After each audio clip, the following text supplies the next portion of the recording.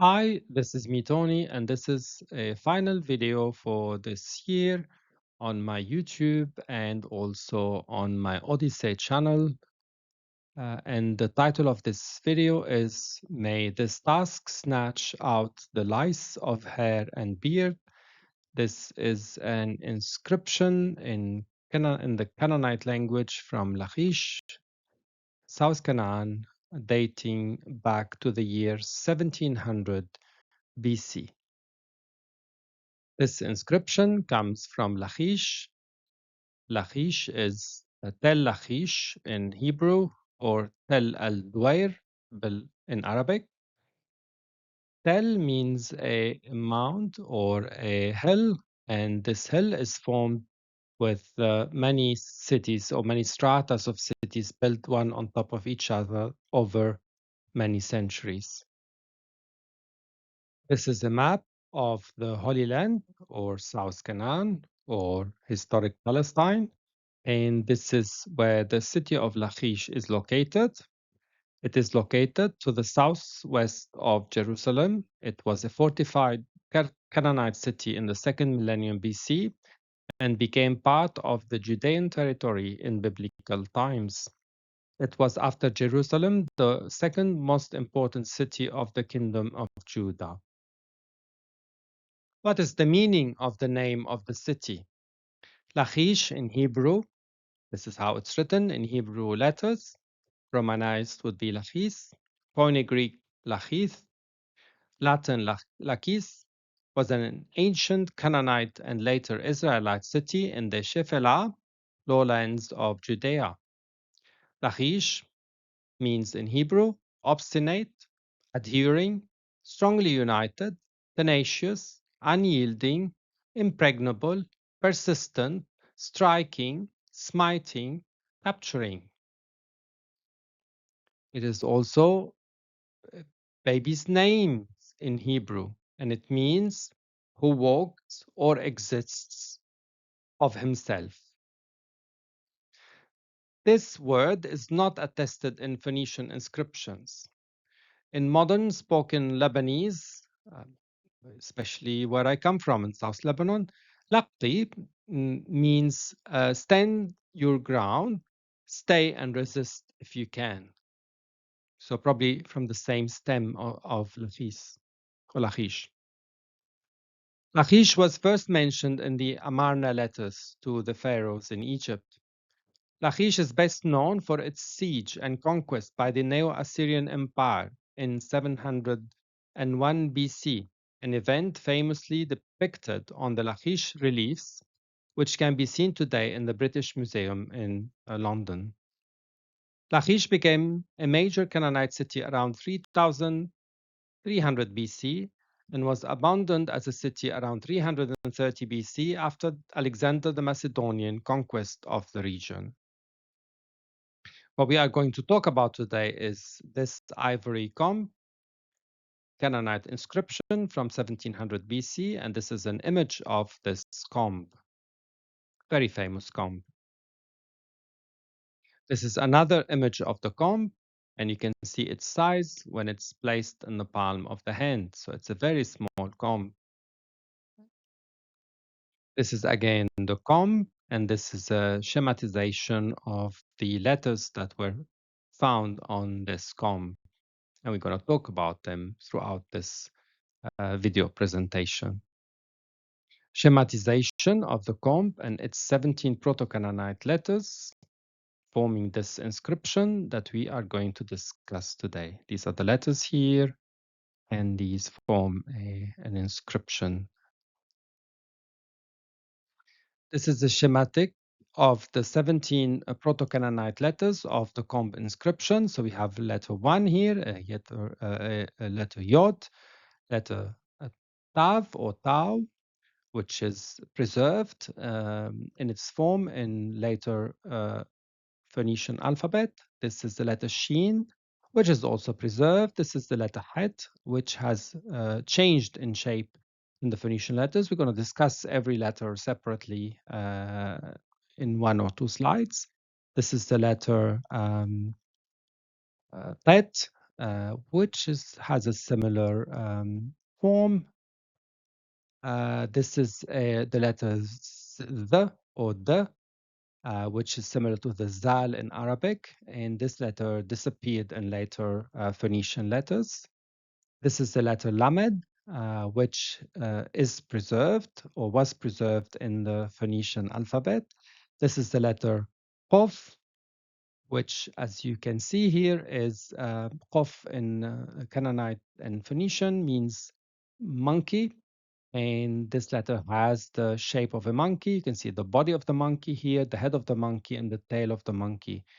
And also in Arabic, it's qird. So the first letter of the word qird was preserved. It's qaf. It's qird in Arabic, qaf in Canaanite and Hebrew and Phoenician. This letter here is the letter meme, and it's like a wave, and it was preserved with some changes in Phoenician alphabet, in the later Phoenician alphabet. This is again the letter lamed. This is the letter, one form of the letter sin or samek, and we're going to discuss that later on. This is the ain. This letter is letter 13 was badly damaged, but we believe it is the letter resh. And this is the letter waw, which has undergone some changes too.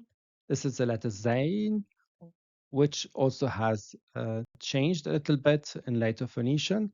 This is the same Qof letter, and this is the same Tau or Tav letter, which was preserved in the Phoenician alphabet. So here I turned this inscription upside down just to show you how it's written. So this is the lamed, this is the th, like a form of the letter samek. This is the ain. This we believe was the resh. This is the waw, zay, zain, and this is the qaf and tav. And we're going to discuss that later on thoroughly. Archaeological description of the comb. This ivory comb, incised with an early alphabetic inscription, was found in the fourth excavation season of June-July 2016. The comb is made from elephant ivory. It is 3.66 centimeter wide and 2.51 centimeter in height. This comb had teeth on both sides, like most such objects from known excavations. All of these teeth, although their bases are still visible today, were broken in antiquity. The central part of the comb is somewhat eroded, possibly by the pressure of fingers holding the comb during hair care or the removal of lice from the hair or beard. The side of the comb with 6 thick teeth was used to untangle knots in the hair, while the other side with 14 fine teeth was employed to remove lice and their eggs. As there were no elephants in the land of Canaan in historical periods, ivory combs must have been imported from elsewhere, probably from Egypt. So what is this comb inscription? It reads in Canaanite, Yitosh, Hit, they, القملة سعر وسقط. And to translate it in English, this would mean, may this task root out the lice of the hair and the beard. The inscription contains, as we said before, 17 tiny letters that vary in width from 1 to 3 millimeters, engraved on the not completely smooth surface of the comb.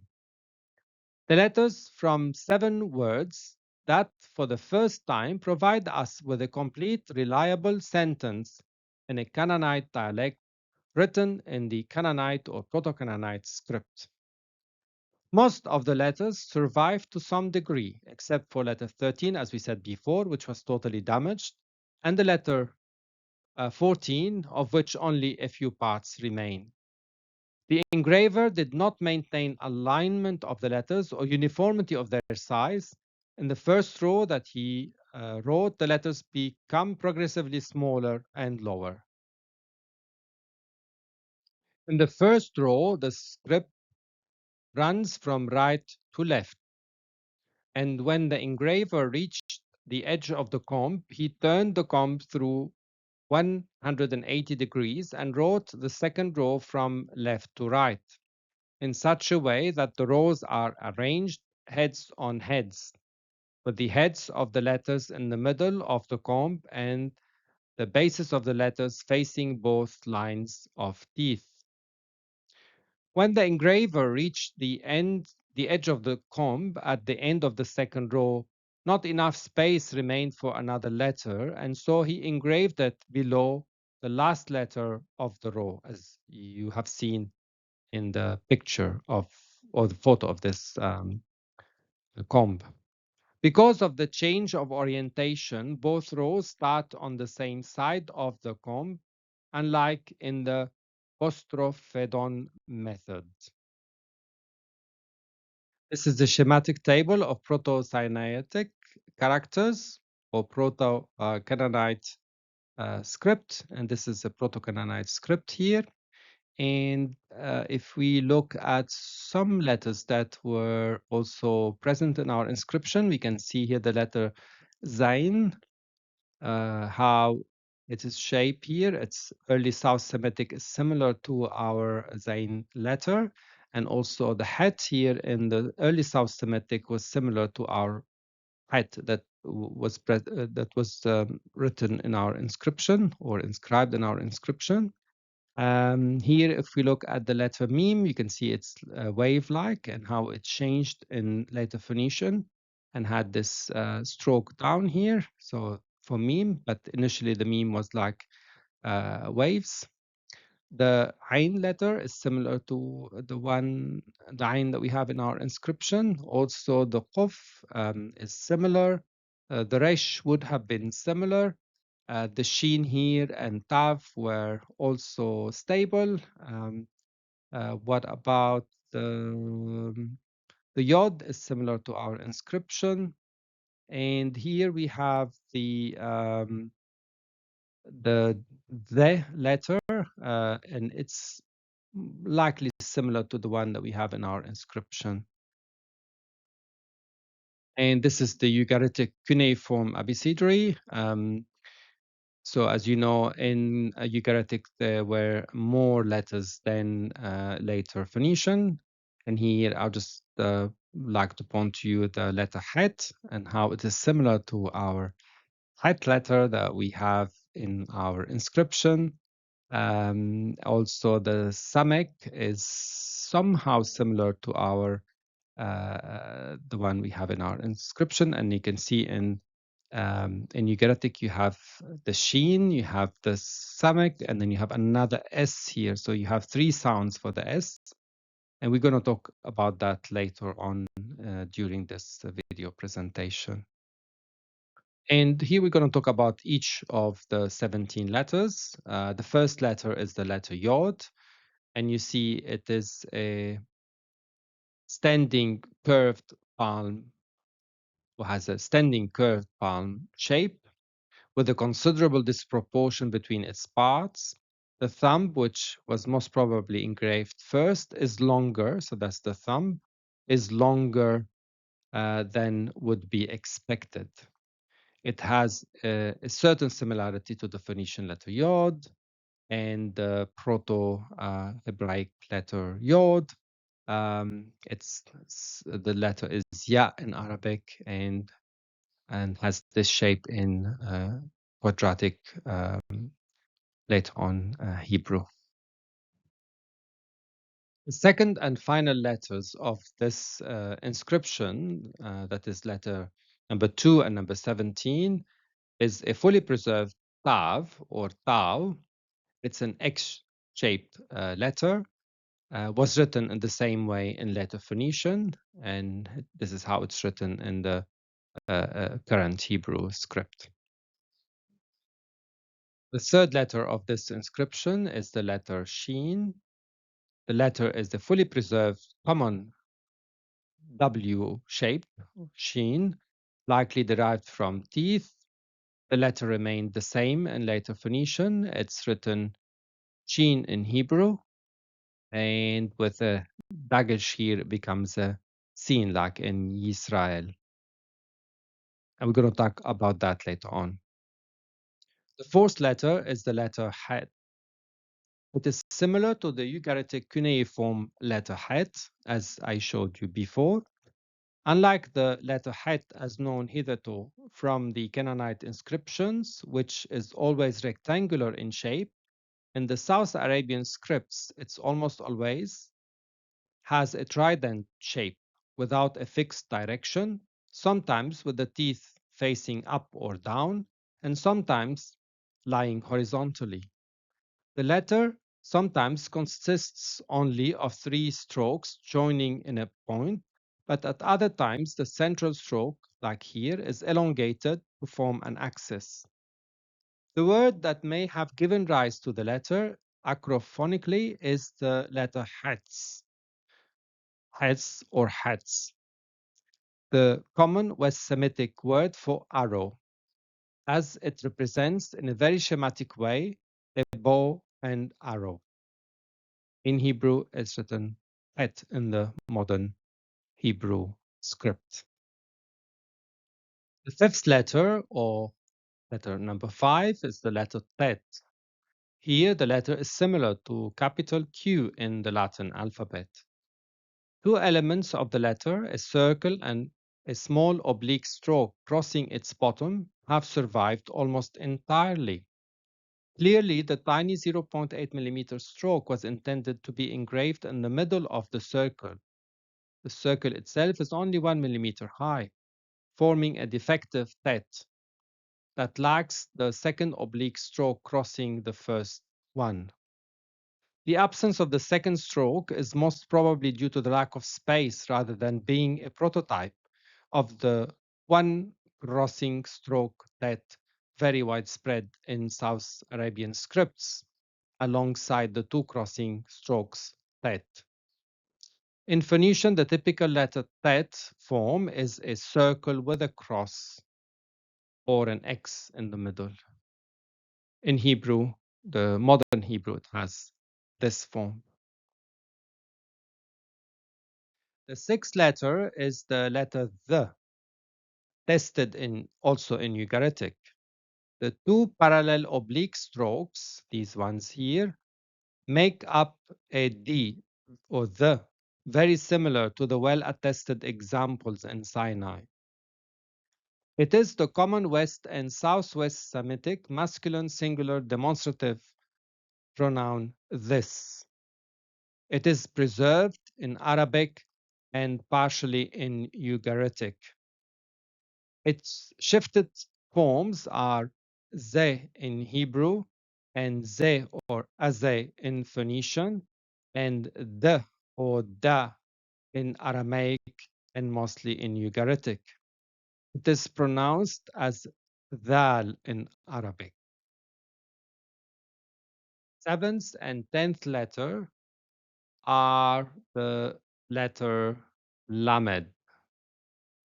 Both letters are clearly semi-rounded, non-coiled lameds, executed by 2 curving strokes. This type of lamed has good parallels in the Sinai, Sharabit, El-Khadem, Proto-Sinaitic inscriptions.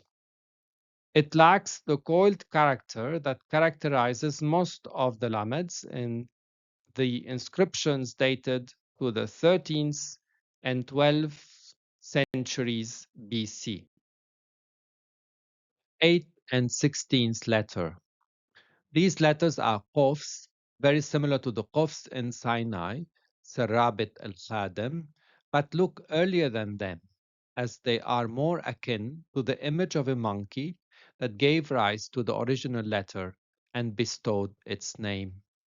Qof is monkey, and in Arabic it's qurd, and you know qurd starts with the same qaf letter at the beginning of the word in Arabic.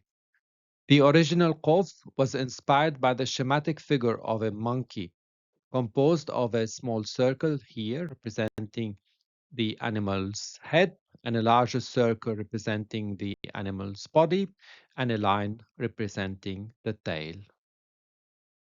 The ninth letter is the letter meme. The letter is a reduced meme consisting only of three small strokes, 1, 2, 3.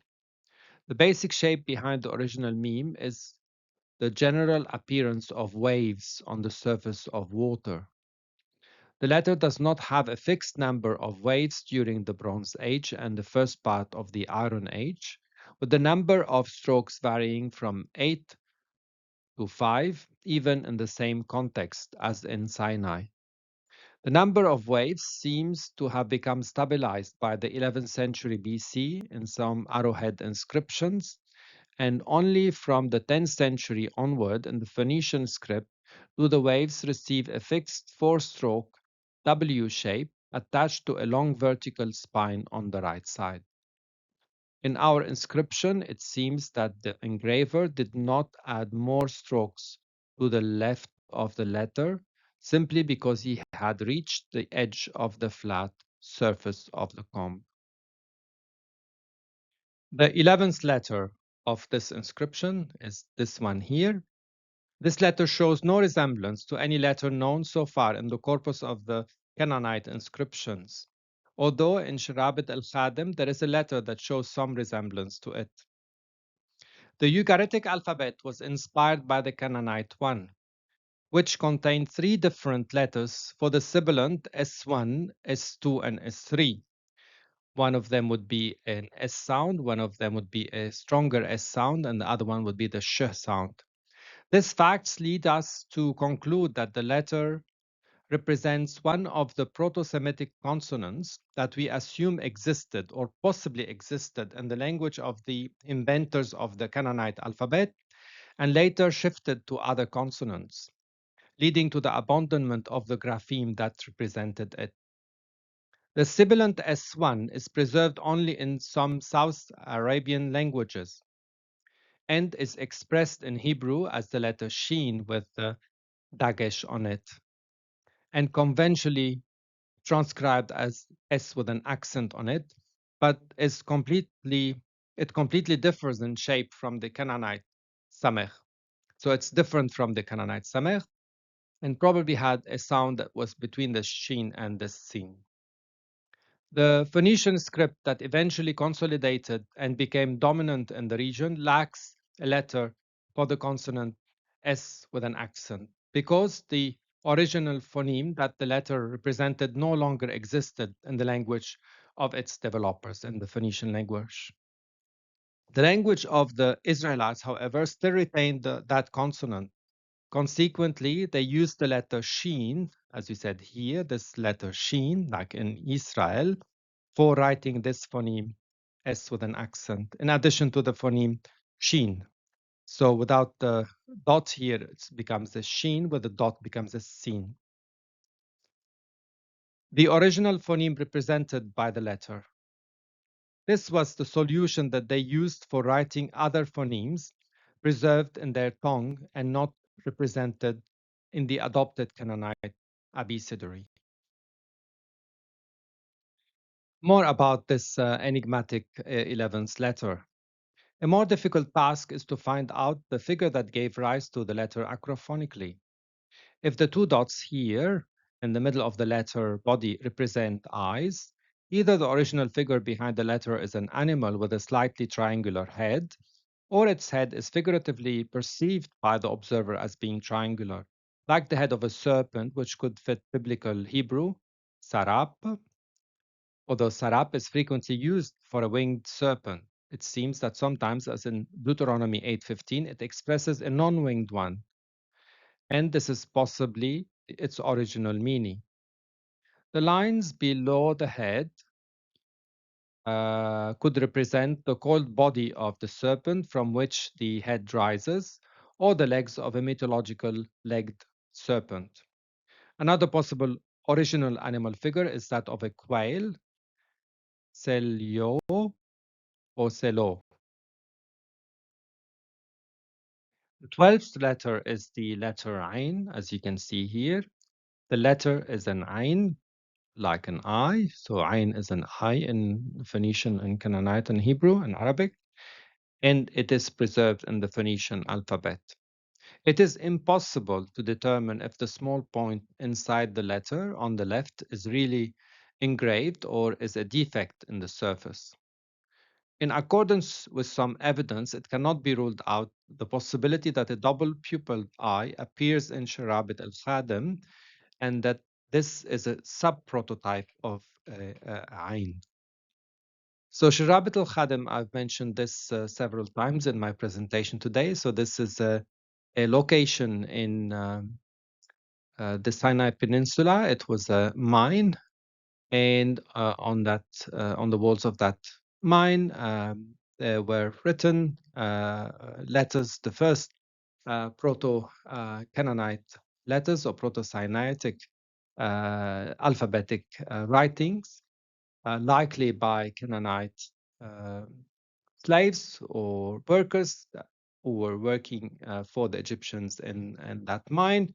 And some of our friends from South Canaan say, or Israel say, that these were Jews or Israelites working as slaves for Egyptians during the presence of the the Jewish people in the land of Egypt before they left the land of Egypt around the 1500 BC with Moses. The 13th letter is a damaged letter. And we don't know how this letter looked like, but we think it should have looked like a human head, like this letter here. So this is a Proto-Canaanite script, and this is how it should have looked like. The 14th letter is this one here. Again, this location is badly damaged. It seems that the redundant long stroke along the two rows was in place before the second row was engraved, and that the following letter, Ewa, was engraved after it. The 15th letter is this one here. The letter is a fully preserved stain. Despite the damage in the center of the letter, all its traces can clearly be seen. Zain is among the least frequently attested Canaanite letters. In fact, apart from the present one here, we know of only two others, a poorly preserved one in Sharabit al-Khadim, again, we talk about Sharabit al-Khadim, and another one in Azbet Sartah Ostrakon. The letter in this inscription is the best preserved among the three and seems archaic and close to the original design of the letter as it has the form of an axe blade. So this Zain is an axe blade. This was the instrument chosen by the inventors of the alphabet to represent the letter acrophonically. And the name of the letter means weapon in Aramaic and in Rabbinic Hebrew. It is similar to the Zain of South Semitic script, as I showed you before in a previous slide. Canaanite vocabulary from this inscription. Yitosh. Yitosh is a Joseph third-person masculine singular form of the root natash. So as you know, in Semitic verbs or words, you have three consonants, which are the root of a verb or a noun. And then when you add the vowels, you get the different forms. So with the first radical assimilated, so initially it was yintosh and then became yitosh. So the noon was assimilated and not pronounced. And in Hebrew, it means to root out, to remove. In biblical Hebrew, is used to express the rooting out of people, like in Deuteronomy, Kings, Jeremiah, root out animals, like in Ezekiel, plantations, like in Jeremiah and Amos, buildings and objects, like in Jeremiah and Micha. This word is not attested in Phoenician or Ugaritic inscriptions, to my knowledge, but it is still used in the Lebanese dialect and means snatching forcefully, swiftly, and violently something. This word is cognate to classical Syriac ntash, which means to tear, to pluck out, to extract, to bite, to reduce. This word is also present in Arabic and has the same meaning.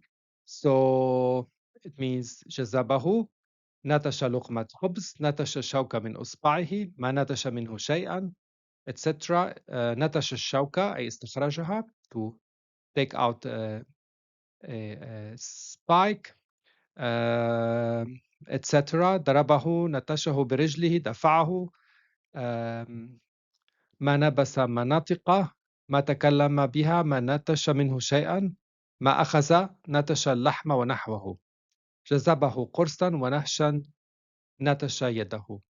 So these are the meaning of the word natasha in Arabic, which has the same meaning as pluck or take piece of or pluck out, extract, bite or reduce. So same meaning in Arabic, Phoenician, Hebrew, Syriac, and also in the Lebanese dialect. Canaanite vocabulary from this inscription.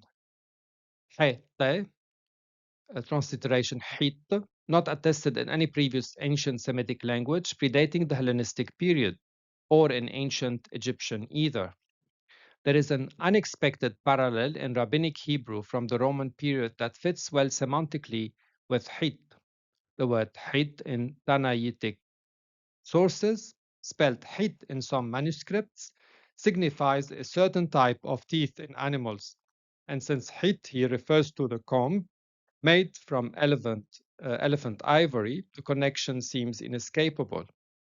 The use of the term tooth or tusk here for ivory is parallel to Biblical Hebrew and also Phoenician inscriptions in which the word ten is the common term for ivory, like in Kings, Ezekiel, Amos, Psalms, Song of Songs, and Chronicles, with a single exception of First Kings, where the word shin hebaim is used. Calling the comb metonymically by the name of the material from which it is made is in line with uses in Biblical Hebrew, such as iron for objects made of iron in Joshua and Isaiah, woods and stone for idols made of these materials in Jeremiah, Ezekiel, and Habakkuk. Can I add vocabulary from this inscription? The word the, transliteration is the or dhal in Arabic. It is the common West and South Semitic masculine singular demonstrative pronoun this, preserved in Arabic as haza and partially in Ugaritic, and their respective shifted forms in ze in Hebrew and Phoenician, ze and azeh, and de in Aramaic and mostly Ugaritic. We continue with the vocabulary from this inscription. The L letter transliteration is li. So this is the lamed here used as nota objecti or nota accusativi, introducing a direct object, and is generally considered characteristic of Aramaic, especially Imperial Aramaic, that is late Aramaic. It does not occur in Phoenician or Ugaritic, and its occurrence in Biblical Hebrew are generally considered characteristic of late biblical material, most probably influenced by Aramaic. The nota accusativi, as you know, in Phoenician is et or ayet. The lamed is used mainly in Phoenician as a preposition, usually indicating for, to, from, or of, by, predication, or possession. And so in Phoenician, this should have been et sar and not le sar. So et sar, et قملة sar وزقت. So it should have been et or ayet, but not la. lamed, but lamed here is used in this Canaanite dialect. Canaanite vocabulary from this inscription. قمل, transliteration قمل. In this context, as a plural construct form would be قملة, a collective noun for lice based on Arabic قملة, Akkadian, and Aramaic, all with this same meaning. In later dialects, the word underwent some metathesis and became قلمتا with an alif at the end, or قلما with a he at the end, or قلما with an alif at the end, or قلم. This word attested from Old Akkadian onwards with the same metathesis as in Aramaic, and with a slight phonetic change. The qaf at the beginning of the word lost its emphatic condition and shifted to kaf and became kalmatu. The word Tamil is not hitherto attested in Hebrew, Ugaritic, or Phoenician, and the present occurrence of this word is the first one in the region. This word, denoting this annoying parasite, is still in use in our Lebanese dialect, and it's qamle for singular, and it's a feminine name, and qamel for plural. So this is an unchanged word for at least 3,700 years, and this is amazing. Canaanite vocabulary from this inscription, the word sa'r. This is the common word for hair in all Semitic languages. It is shar in Arabic, so this word changed slightly with the S sound, the strong S sound here becoming a sh sound in Arabic. In Hebrew, hair is tiara, which again similar to shar or tar in Canaanite. More vocabulary from this inscription, the word zaqat, meaning beard, as is obvious from the context. There are two different but externally very similar Semitic roots related to the concept of chin or beard, and in semantic extension, old man.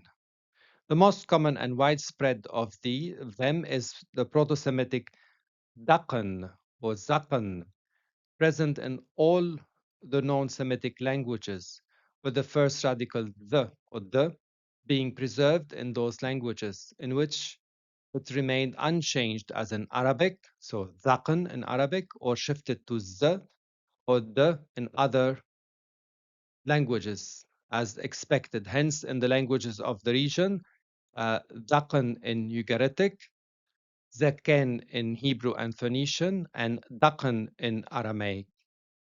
The less common root is Zaqat or Zaq with a formative T. Today, this root is reliably attested only in Akkadian, in the Old Babylonian, Standard Babylonian, and Neo-Assyrian dialects as Zukatu, Zuktu, Zuktu with the meaning of chin.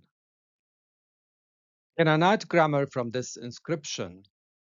Despite the brevity of the sentence, this inscription reflects some grammatical characteristics that are important for our knowledge of the tongue of the ancient inhabitants of Lachish.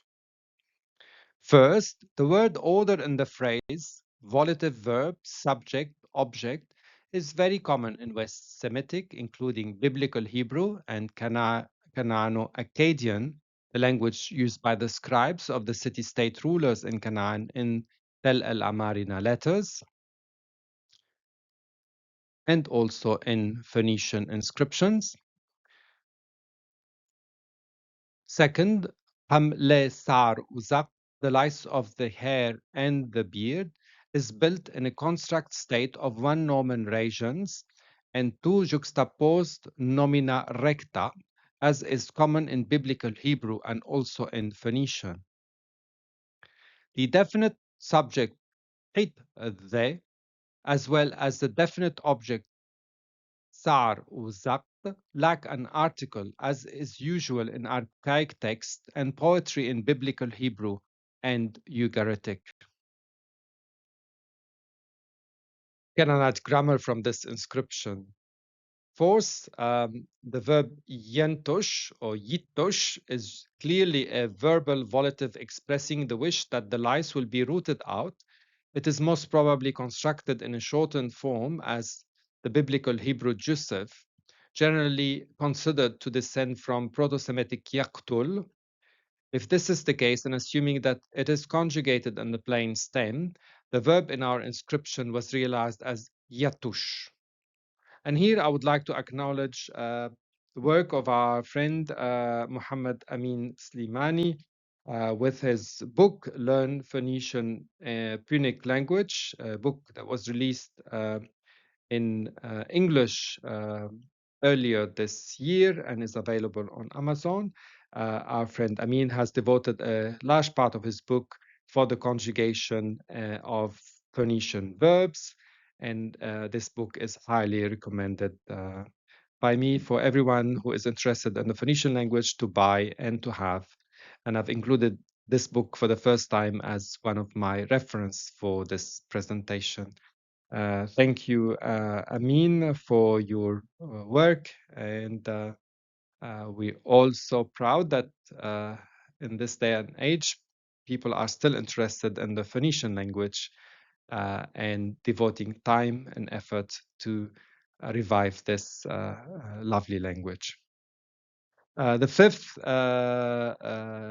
thing that we learn from this inscription is the use of the lamed, as we talked about earlier, to express the subordination of the object to the verb, and is attested here for the first time as noted above. So the lamed is used as a nota accusativi or nota objecti. From inscription archaeological comments. Despite its small size, the inscription on the comb from Lachish has very special features, some of which are unique and fill in gaps and lacunas in our knowledge of many aspects of the culture of Canaan in the Bronze Age. This is the first time that a Canaanite inscription engraved on a C14 datable material has been found in an archaeological excavation, and hence the accurate dating of this inscription to the 17th century BC. For the first time, we have an entire verbal sentence written in the dialect spoken by the Canaanite inhabitants of Lachish, enabling us to compare this language in all its aspects with the other indirect and partial sources for it. The inscription on the comb sheds light on some hitherto poorly attested aspects of the everyday life of the time, hair care, and dealing with this annoying parasite, lice. More archaeological comments about this inscription. This is the first discovery in the region of an inscription referring to the purpose of the object on which it was written, as opposed to dedicatory or ownership inscriptions on objects. The inscription expresses the wish that the comb on which it is engraved will eradicate the lice from the hair and beard of the owner of the comb.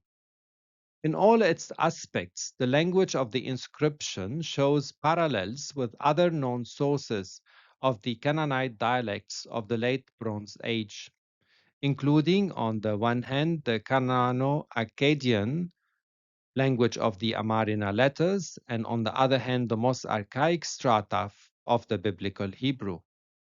The engraver's skill in successfully executing such tiny letters, 1 to 3 millimeter wide, is a fact that from now on should be taken into account in any attempt to summarize and draw conclusions on the literacy in Canaan in the Bronze Age.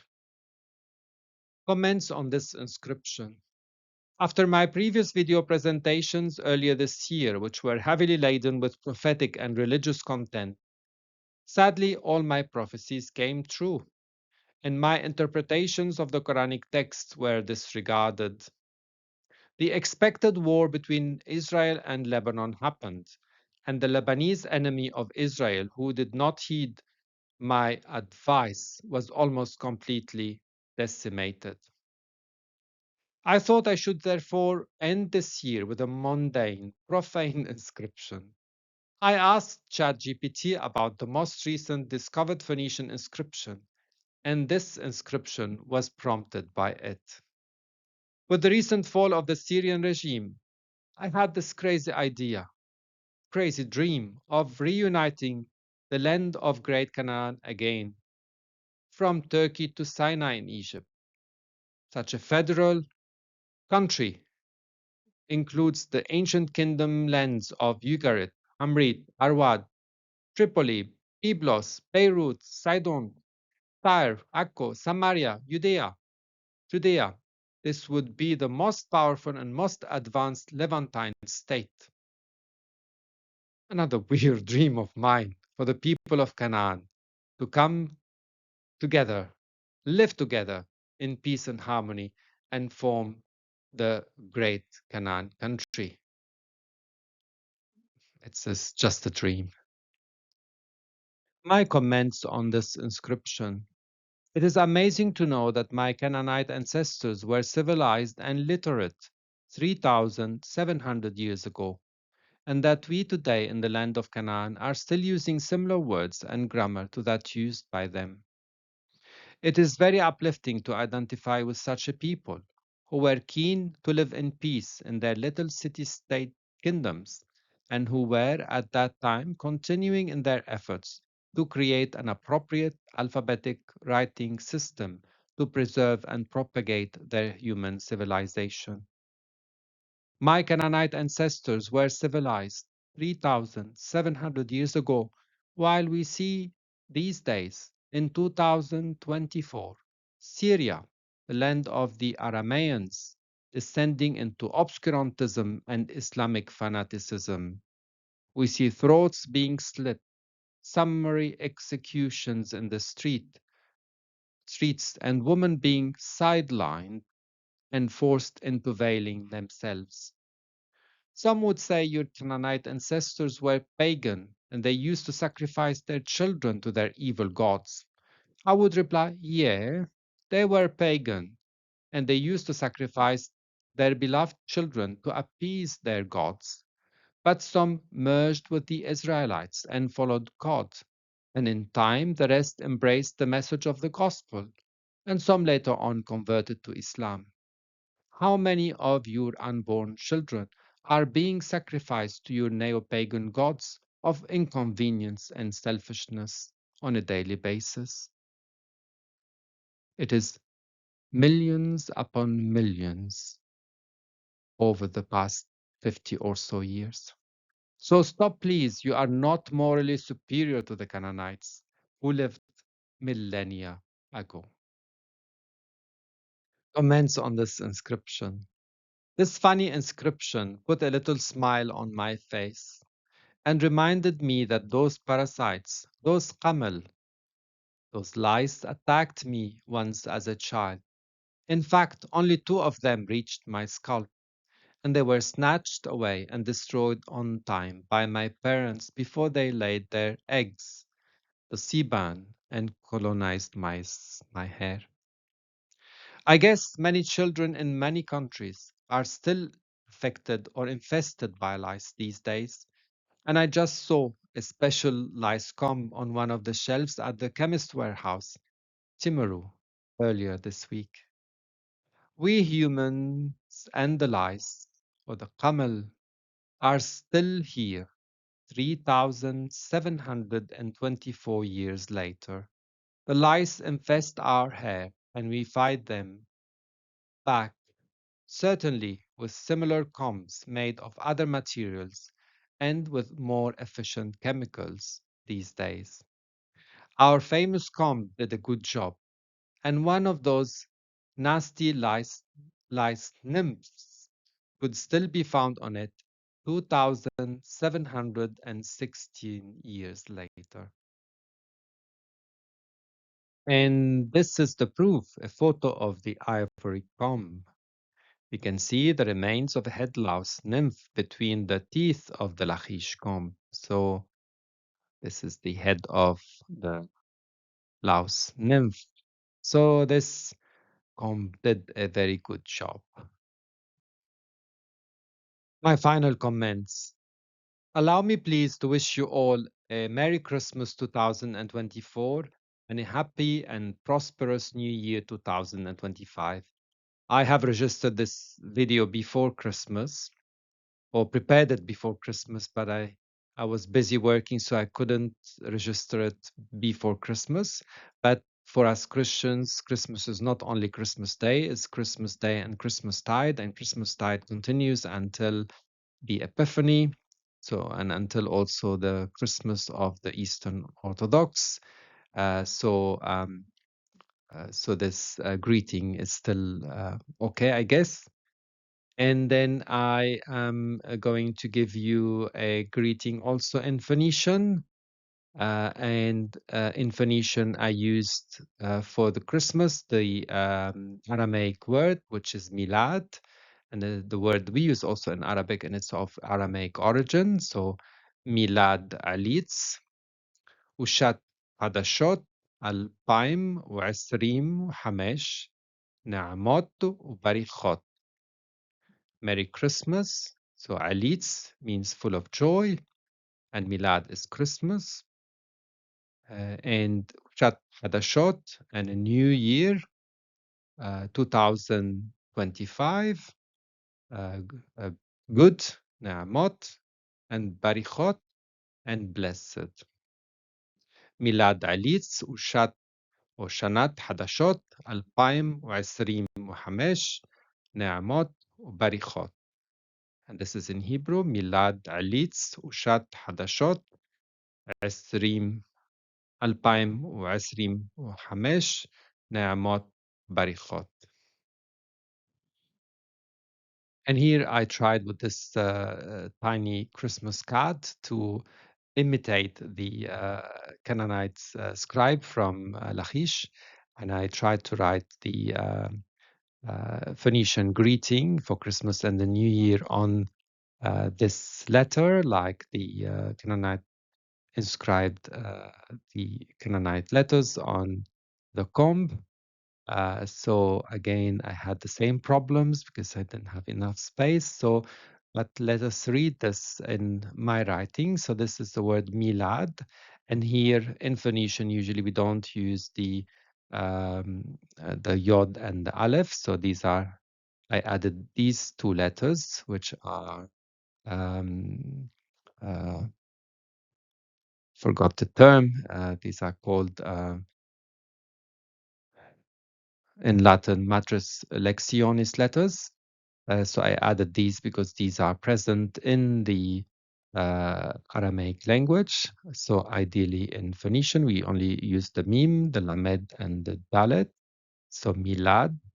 So this is an addition from me for those who insist on writing the word as it should be written in classical Phoenician. So milad alitz. Alitz is full of joy. Ushat and year. Hadashot. Hadashot means new.